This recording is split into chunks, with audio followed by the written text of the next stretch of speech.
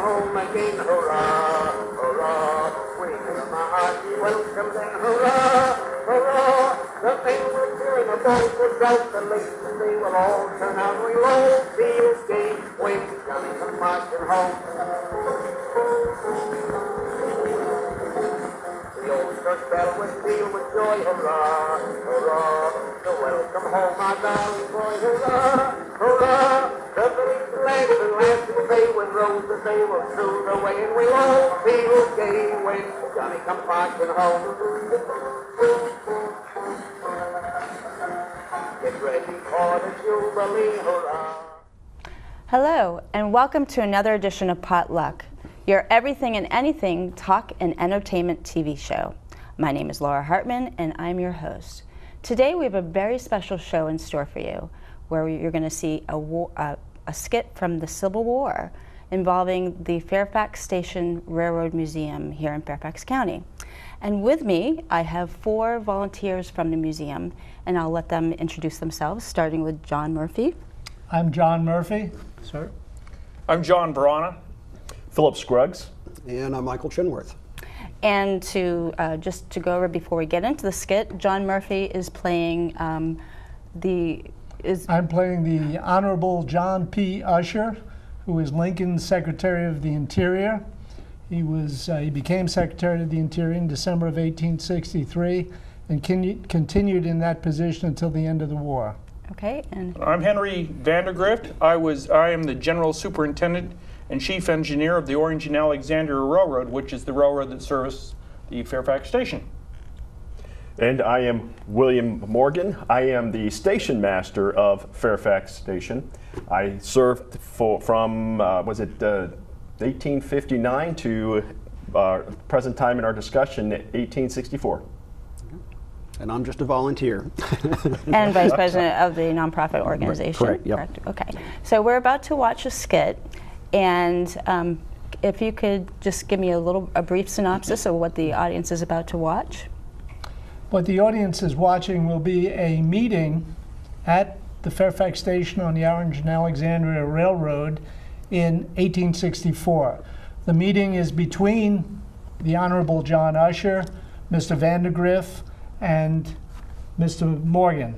The meeting addresses the operations of the station. Okay, great. Well, let's go ahead and take a look and enjoy. We'll see you when you get back. Okay. Good evening.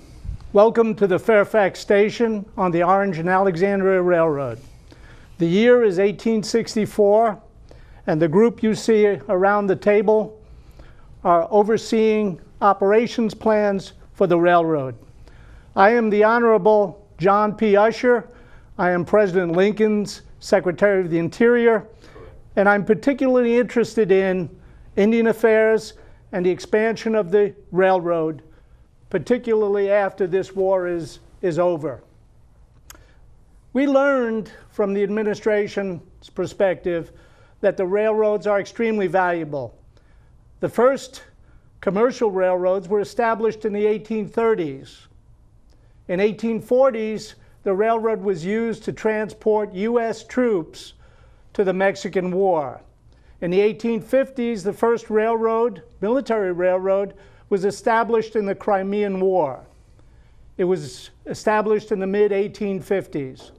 We knew the value of the railroads, and as a result, the first major military action in the Civil War in 1861 was our attempt to capture the vital railroad junction at the Manassas Gap and Orange and Alexandria Railroads in Tudor Hall. We sent General McDowell with 35,000 troops to capture this valuable rail junction. This opposed only 20,000 troops under General Beauregard. Unfortunately, we were to learn the tactical value of the railroad in its use by the Confederates during this very first battle. In 2 days, Confederates moved troops from the Shenandoah Valley, specifically Winchester, to Manassas Plain to equalize the number of troops on the battlefield. In fact, the Confederates were able to use the railroad to actually put more of their troops on the actual battlefield than the North had. As a result, our glorious army lost. 13 months later, at the Second Battle of Bull Run, we were able to use the Fairfax Station and the Orange and Alexandria Railroad to move wounded, severely wounded, from the battlefield back to Alexandria and Washington, D.C. The value of the railroads is tremendous, and as a result, in 1862, we established the U.S. Military Railroad. One of the first railroads in Virginia that was absorbed by the U.S. Military Railroad was the Orange and Alexandria. I would like to turn this discussion over to Mr. Henry Vandegrift, the chief engineer of the Orange and Alexandria Railroad, to talk about its operations. Mr. Vandegrift. Mr. Usher, thank you very much, sir. I might remind you, sir, that the Orange and Alexandria Railroad was not built for military purposes, but it was actually, when it was built in 1852, was built to serve the people there in going out to the valley of Shenandoah to bring crops back and feed Washington, sir. It was with the wheat and the other products out there, sir. And then very surprising to us is the federal forces on May 24th, 1861, just a few years ago, all of a sudden took over our shops in Alexandria. You'll pardon me, sir, but we did not expect a civil war in 1852, and the reason we took over the shops in Alexandria was because the people of Virginia voted for secession the day before. Well, I'm afraid what we had to do then, sir, we were able to get most of our equipment out of Alexandria and move it on the rails west before the troops came in. There was some that were broken down that we left there, sir. And so for a number of months there, we just had our equipment out in the open. We were able to eventually move it, and I'm now operating at the headquarters out of Lynchburg, sir, to operate the Orange and Alexandria Railroad and keep it going as much as possible. Unfortunately, some people don't seem to think much of my management style. I even had a letter here that was provided by from General Joseph Johnson to President Lincoln complaining of my management style. I might quote here, sir, that the management of this railroad is so wretched it is impossible to guess when the removal of these stores may be completed. Well, sir, it just so happens that there were railroads brought over, engines brought over from the other lines. How am I expected to manage the railroad when they're bringing other locomotives and such over to my railroad that I'm supposed to be operating? Sir, if you have complaints, bring them up with the commanding officer of the U.S. Military Railroads, General Haupt. Don't bring them to me or the administration. Well, apparently someone has thought to bring it to Mr. Lincoln. So, anyway, I'm doing the best that I can, sir, to manage this, the railroad. At least we can have it open. Unfortunately, a railroad that's north of us, the Alexandria, Loudoun, and Hampshire Railroad, when that was attacked in June of '61, it was closed down entirely. It has ceased to operate, sir. At least we are able to operate and move things. But we're not able to operate and benefit the local people. It's benefiting the military, sir. Your railroad is extremely valuable to us. It is the only railroad directly out of Washington due south. It is more valuable than any other railroad that exists in Northern Virginia, sir. And so I must have money to operate my railroad. And when I deemed it necessary to raise the amount of charge that I would for moving your goods, your military goods, sir, again, people balked. Well, you can balk all you want. Just continue that operation and keep it running. We have brigades and regiments assigned to the protection of this railroad all the way from Washington, D.C., as far south as our troops are aligned. Well, sir, if I may interrupt. I am Mr. William Morgan. I am the station master at Fairfax Station. We have repeatedly been attacked by Confederates. We're constantly under barrage of both north and south deserters coming through and looting our grounds. What has been disastrous for us, a humble station, is the burning of our station after the Battle of Second Bull Run, which was totally unfounded, burned it down. The only thing I have left of my station is the door key. You might remind him who burned it down, sir. It was burned down to keep the Confederate troops from occupying the station. That's why it was burned. As soon as the Union troops returned to occupy the Northern Virginia area in 1862, spring of 62, that station was reestablished. Well, sir, I would ask you then, with all the protection you just mentioned, with all the brigades out there, how come you burned my station? Well, the brigades had all left. They were evacuated to Alexandria and Washington, D.C. We did not return until the spring of 1862. Sir, I don't believe that was so much of an evacuation. It was a bit of... It was a route. I believe so. I believe it was a route. Well, And it was a route, that is correct. However, the Union has been restored to Fairfax Station at this point. And sir, when the Union came back and rebuilt the station, which I indeed appreciate, it was built so poorly and so unlike the original station that I cannot use it as a house where I once did. I cannot use it barely as a station, which it once was. It is merely a supply depot for the Union Army. It does not service the people of the town. All we care about are planks around a rail that can be used to load and offload troops and supplies. We're not concerned about your house, Mr. Station Master. I don't believe they're concerned about the local people that we were serving and who actually paid. We had subscriptions to pay for the railroad, and it was the local people that paid those subscriptions. And so we owe it to them, sir, to restore service to those individuals, not to the U.S. military. The local people are insurrectionists, and they get what they bought. They bought a civil war, and that's what they're in the middle of, and that's the price that they have to pay. The local people, sir, are just individuals. The local people just want to bring their products to Alexandria. And sir, I just ask you, with all due respect, please restore us to our original condition so we can go about doing our business. When the war is over, we will do so.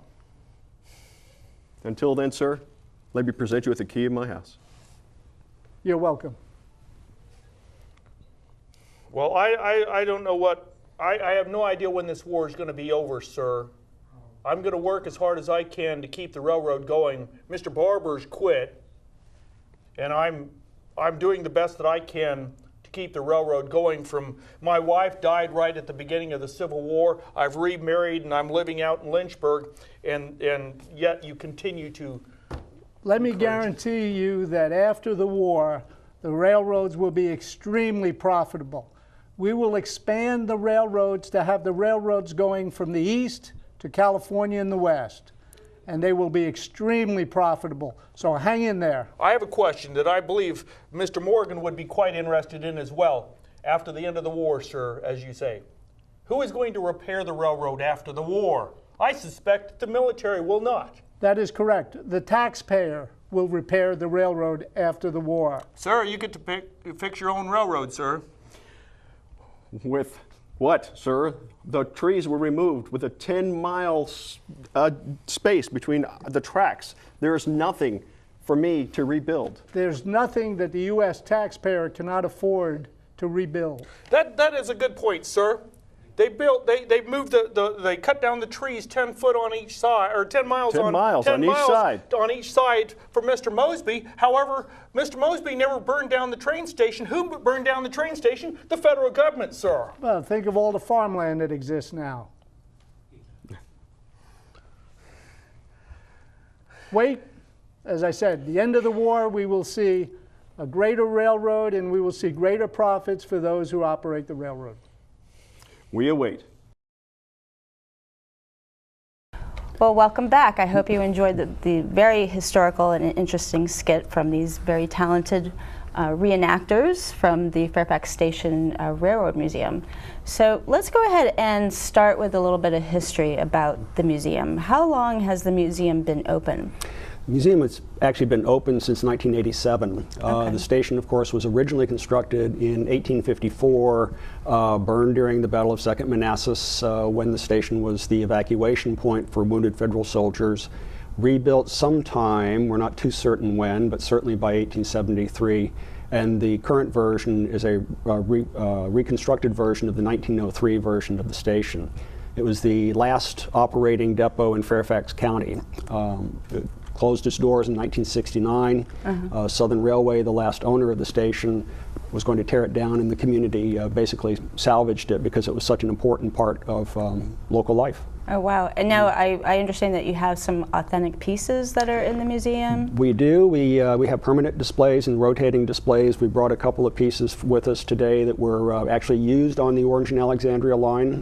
That's a, believe it or not, a coupling system used by old railroad cars instead of the modern day knuckle coupler that comes together automatically. Oh, this is what hooks up the trains together. It hooks the trains together, yeah. And it was all done manually. Wow. You've got about 15 or 20 pounds of iron here, another 10 to 15 there. You would take the link, insert it into one side of one car, put a pin down. So far, so good. The tricky part comes when the train backs up and you have to put another pin through quickly and back up. Wow. Now, did they have like schedules that they were on back then like they do today?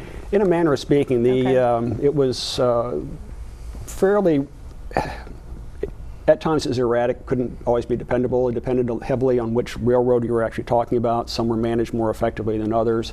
The Orange and Alexandria merged with several others and became part of the Southern Railway.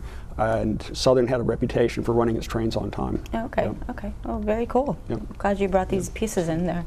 So we just saw some reenactors who did a fabulous job. Now, do you guys do reenactments at the museums all the time? Or like when can people go to visit the museum, and when are you guys there? And how many volunteers actually work at the museum? We have about 25 volunteers on a regular basis, and then supplemental folks who come in depending on the event. We're open on Sundays 1 to 4 generally, but check the website because we do have special events throughout the course of the year. Some of those events do involve reenactors. Last August, for example, we had a First Responders Day where John came in another persona to teach about medical practices of the Civil War and what's done today. So it's scattered out during the course of the year. The station has also has a lot of history, and some famous people passed through there, including a lady by the name of Clara Barton. And Clara Barton came through shortly after the battles of Second Bull Run and Chantilly in Centerville, and the troops were brought down, the wounded soldiers were brought down to Fairfax Station for evacuation to the hospitals in Alexandria and in Washington, D.C. And Clara Barton was there for a few days taking care of the wounded until they were fully evacuated. Okay. I might also remind you of the young gentleman that is the telegrapher at the station. It's a famous young individual, yes, Andrew Carnegie. Oh, okay. Yes.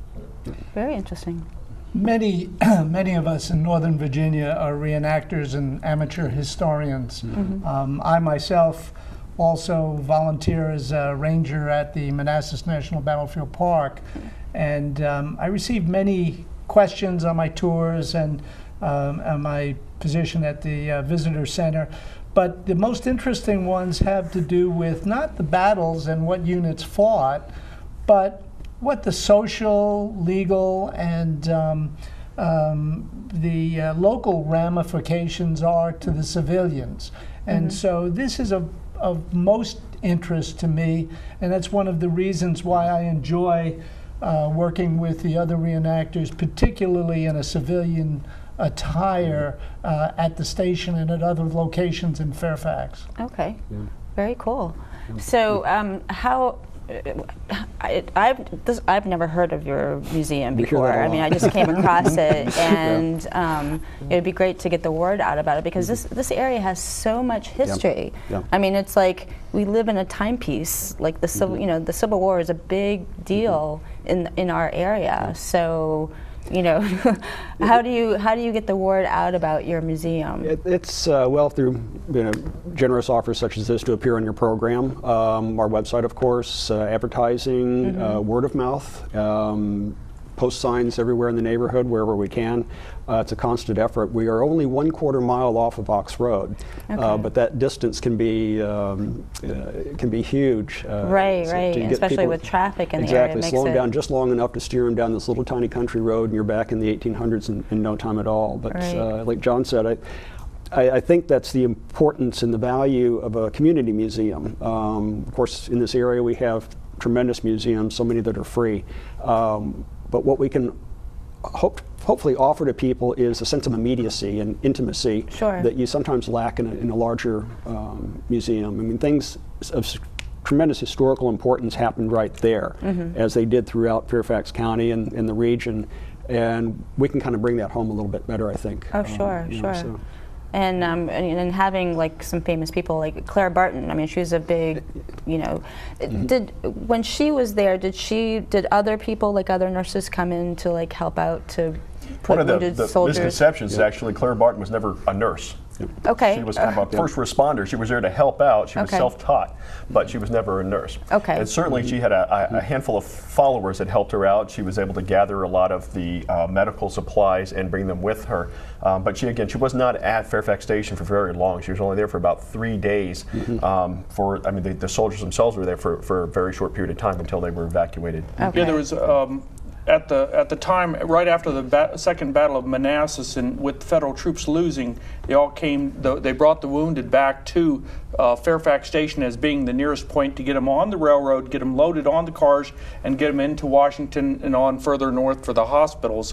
And so there were 3 days where they basically all converged into St. Mary of Sorrows Church there, and the Fairfax Station right there, and she treated them along with others, United States Christian Commission and other people. So you can just imagine as you're driving down the highway and you see St. Mary's Church there, and you see the Fairfax Station, that there were thousands of wounded soldiers there being treated and then loaded onto the cars to be then taken into Washington. The challenge for the soldiers, of course, was that they were short on water and food and supplies in general, so they really didn't get good care until they were on the cars and in the hospitals. Okay. So there's a lot of suffering going on in that small area. Right. There's much history around the station.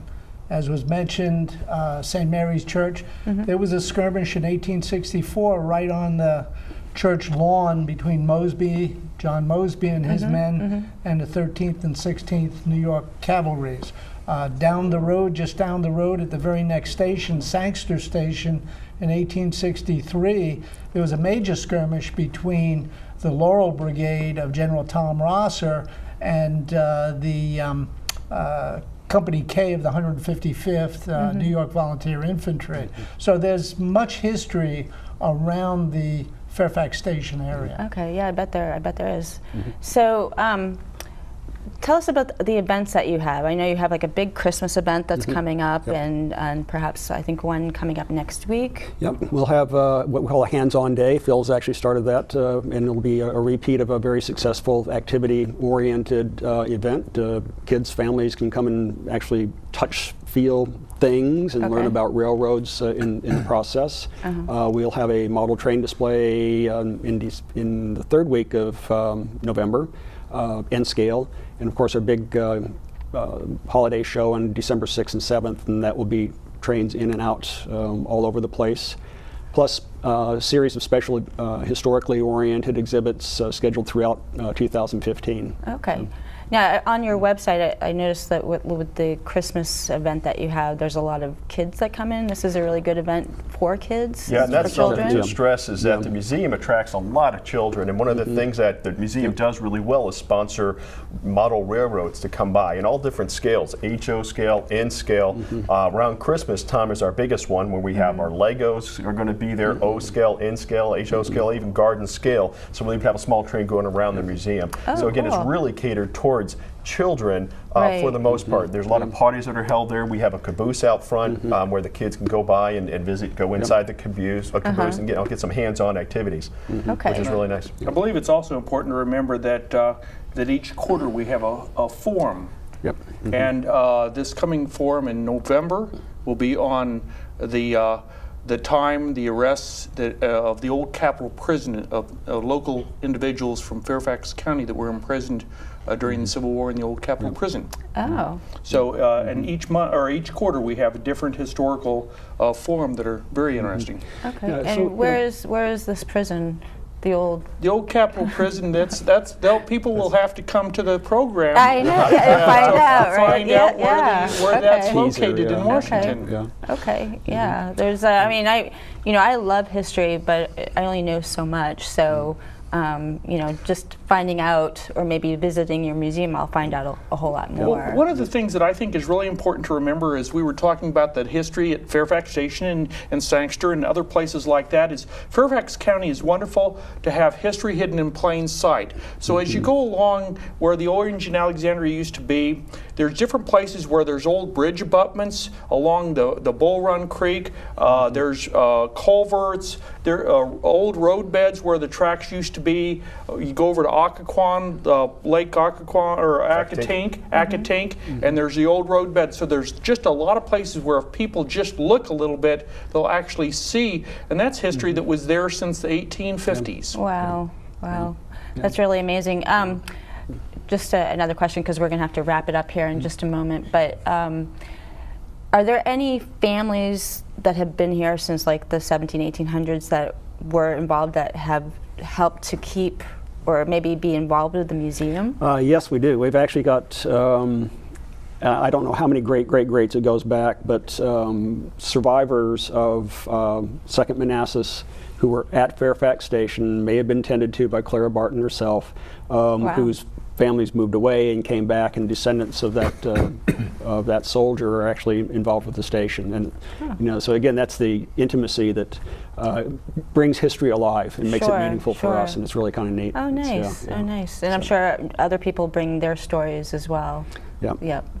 And you have descendants of the Irish workers on the railroad who built the railroad, who donated land for St. Mary of Sorrows Catholic Church. They still live in the area. Oh, very nice. Well, thank you so much for joining us. And people can find information about the museum at www.fairfaxstation.org. Okay, great. And look for us on Facebook also. Yes. Oh, great. And any other social medias, or just Well, we're building our YouTube channel. Okay, So great. there. Great. Well, thank you so much. And if you're just joining us now, please make sure that you catch us on the web at www.potluck-online.org.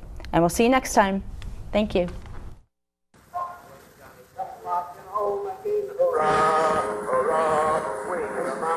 Welcome and hurrah, hurrah, the thing we're doing about the doubt the late they will all turn out. We'll all feel gay when Johnny comes marching home. The old church bell will peal with joy, hurrah, hurrah, so welcome home, my valley boy, hurrah, hurrah. The village lads and lads will say when roses they will soon away, and we'll all feel gay when Johnny comes marching home. Get ready.